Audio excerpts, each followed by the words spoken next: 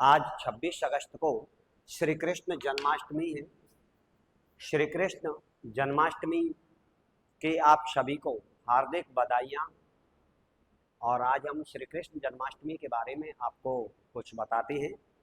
तो देखिए, श्री कृष्ण भगवान का जो जन्म हुआ था, तो इनके बताते हैं जन्म इनका मथुरा की जेल में हुआ था। मथुरा की जेल में इनका जन्म हुआ था। तो जेल में जन्म कैसे हुआ, क्या कारण है कि इनका जन्म जेल में हुआ था? इनके पिता का नाम और माता का नाम, माता का नाम देवकी, पिता का नाम वासुदेव। मथुरा का राजा हुआ करता था जिसका नाम कंस था। मथुरा के राजा का नाम कंस था। अब ये कंस मथुरा का राजा है और श्री कृष्ण भगवान का ये कौन था? मामा। कैसे मामा? तो देखो,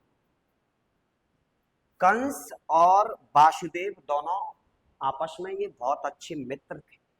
तो कहते हैं दोस्तों, दोस्ती वही है जो रिश्तों में बदल जाए। दोस्ती वही है जो रिश्तों में बदल जाए। श्री कृष्ण भगवान के जो पिता वासुदेव जी थे, उनकी दोस्ती थी, मित्रता थी कंस से, जो मथुरा का नरेश था, मथुरा का राजा था। तो कंस ने अपनी बहन देवकी का विवाह वासुदेव के साथ कर दिया। कंस ने अपनी बहन देवकी का विवाह वासुदेव के साथ कर दिया। अपनी बहन के विवाह को उपरांत कंस अपनी बहन को विदाई कर रहा था, बहुत हर्षोल्लास के साथ, खुशी के साथ।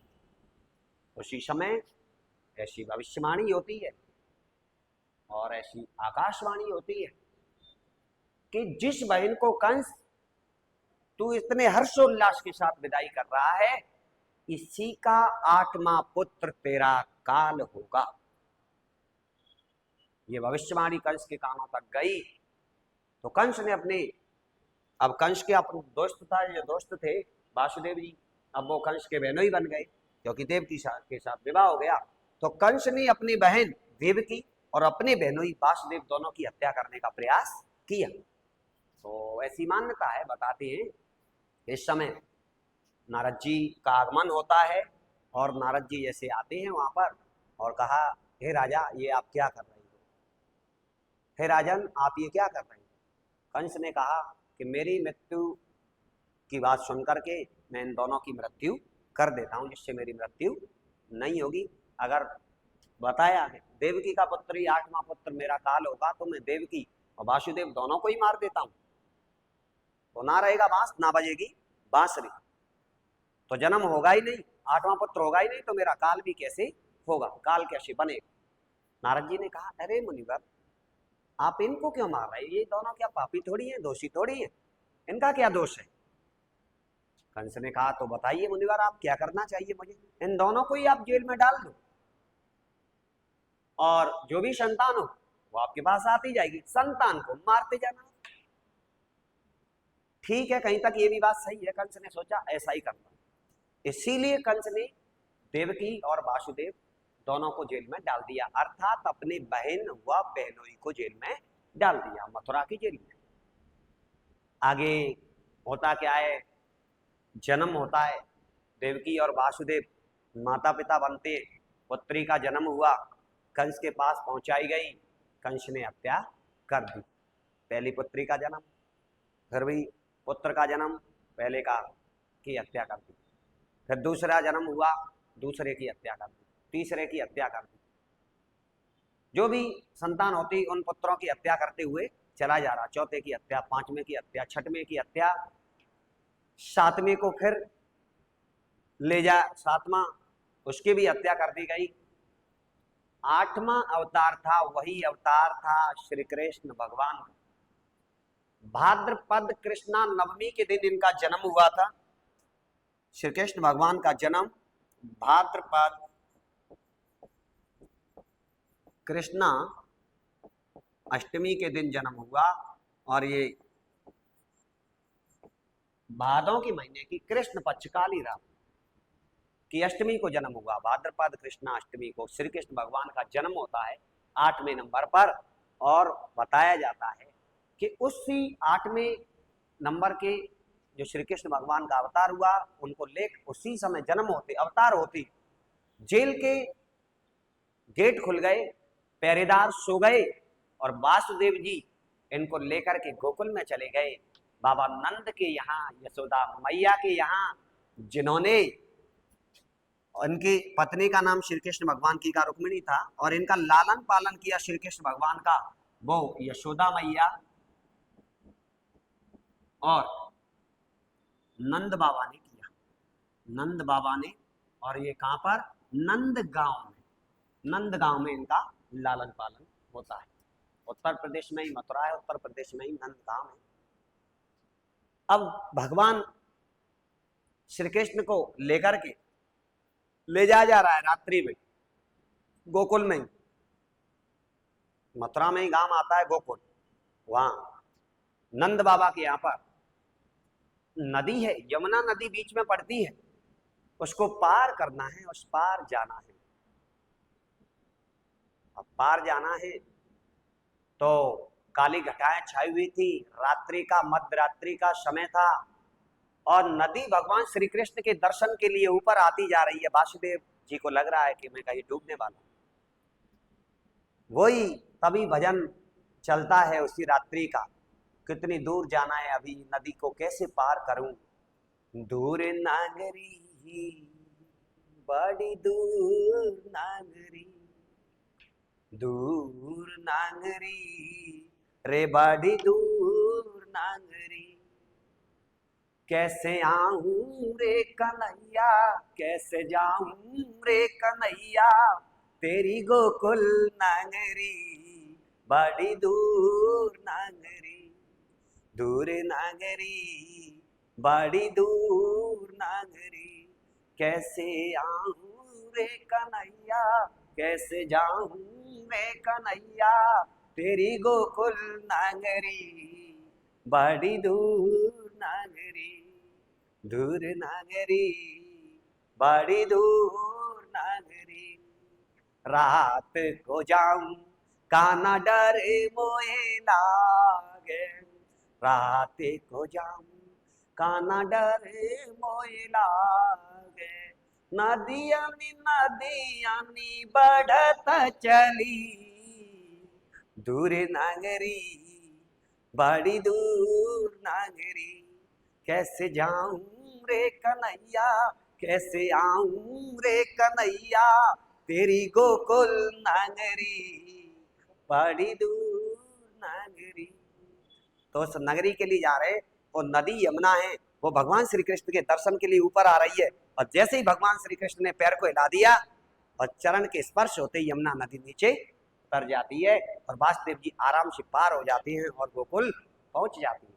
उधर से पुत्री को लेकर के आते हैं और वो पुत्री योग माया, अब उस पुत्री को जैसे लाया गया और 8वें पुत्र के रूप में प्रस्तुत किया गया, 8वीं संतान के रूप में, तो वासुदेव पुत्री को उसको ले जाकर के दे देती हैं और वहां पहरेदारों ने पहुंचा दिया कंस के पास। तो कंस हंसता है, जोर से हंसी आती है और कहता है 8वां पुत्र मेरा काल होगा, ये तो पुत्र नहीं पुत्री हुई है, अब पुत्र हो या पुत्री मैं संतान को भी मार देता हूं, ना रहेगा बांस ना बजेगी बांसुरी, 8वीं संतान को भी मार देता हूं।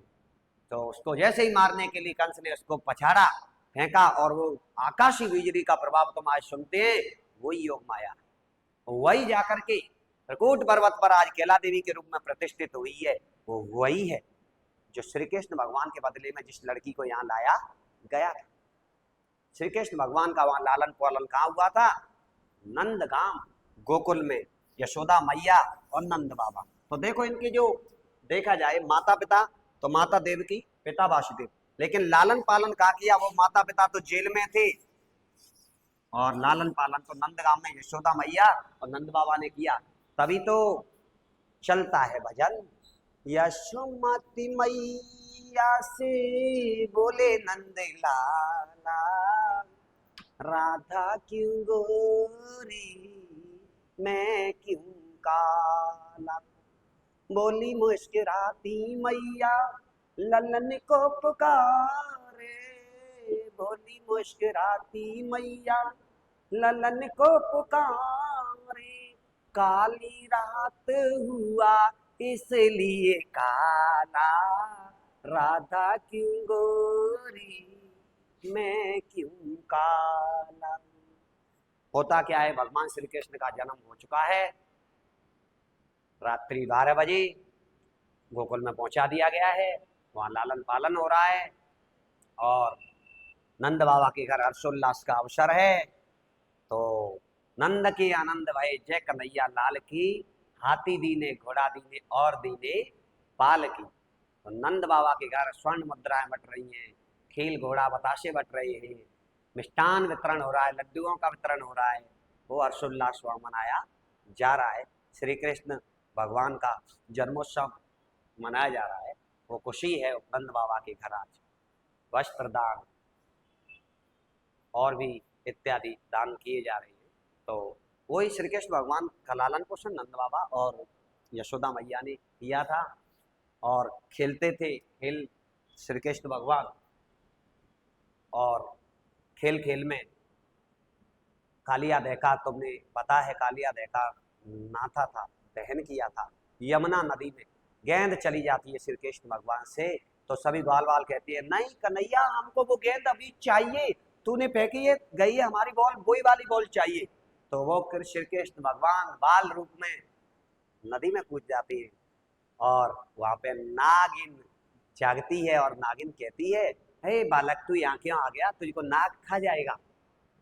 तभी श्री कृष्ण भगवान उस बॉल को लेने गए हैं और नागिन समझा रही है कि तू जा बेटा, तेरे को कालिया नाग जागाया तो डस जाएगा बेटा, कितना खिलौना सलौना सुंदर लाला है तू किसी का, तुझे डस जाएगा। अभी नाग जागा नहीं तो कही नागिनी अपनो नाग जगाई ले और करे न पलकी तेरी है, नागिनी अपनो नाग जगाई ले। तो नाग को जगा करके नागिन लाती है, उसी समय नाग को नाता था। तभी तो कहती है जय बोलो बा कृष्ण कन्हैया की, जय बोलो जय बोलो बा चीर बढ़ैया की, जय बोलो बा यशोदा के छैया की, जय बोलो बा नाग नथैया की, जय बोलो। नाग को नाथा था इसलिए नाग नथैया की जय बोलो। श्री कृष्ण भगवान ने उस नाग को नाथ कर और उसके फन पे नाचने लगे थे, उसके मद का मर्दन किया था और बॉल को लाके वहां फेंक के दे दिया। ऐसे एक बार खेल रहे थे, खेलते खेलते श्री कृष्ण भगवान ने किसी के ग्वाल बाल मक्खन खाते थे, चोरी करते थे माखन की। तो एक दिन चोरी करने के लिए पकड़ के भगवान श्री कृष्ण को गोपियां कहती हैं पकड़ा के ले जाऊंगा तुझको, ये घर पे बताएंगे यशोदा का लाला हमारे मक्खन को लूट लूट के खा जाता है। वहां पे लेने के लिए गए, जब तक पता चला भगवान ने कहा इस हाथ को मेरे को छोड़ना, दूसरे वाले को पकड़ लेना। उसके पति का हाथ पकड़ा दिया, वो अपने पति के हाथ को पकड़ के और यशोदा मैया के पास पहुंच जाती है और यशोदा मैया से कहती देख तेरा लाला हमारे माखन को लूट लूट के खाता है। यशोदा मैया ने कहा जरा घूंघट तो हटा, कौन है देख, वो उसका पति निकला। ये भगवान ऐसी लीलाएं किया करते थे, वही श्री कृष्ण भगवान, उन्हीं की आज श्री कृष्ण जन्माष्टमी मनाई जा रही है। और भी बहुत बड़ी कहानी है श्री कृष्ण भगवान की, हरि अनंत हरि कथा अनंता, इनकी कथा अनंत है जिसका कभी अंत नहीं हो सकता। और इन्होंने जाके फिर यशोदा मैया का पुत्र बलराम जी थे जो इनके बड़े भाई थे श्री कृष्ण भगवान के, और बताते जो भगवान विष्णु थे सतयुग में और शेषनाग थे सतयुग में, वो आगे अवतार लेते हैं त्रेता युग में। तो भगवान विष्णु राम और शेषनाग लक्ष्मण, वो द्वापर में जन्म लेते हैं, तो वो भगवान श्री राम बनते श्री कृष्ण और लक्ष्मण जी बनते हैं बलराम जी। वहां जाके फिर आगे मथुरा में जाकर के कंस का अपने मामा का वध किया और अपने माता पिता वासुदेव और देवकी को जेल से कारागार से मुक्त कराया। तो प्यारे विद्यार्थियों, यही श्री कृष्ण भगवान के जन्माष्टमी से संबंधित कहानी थी। धन्यवाद।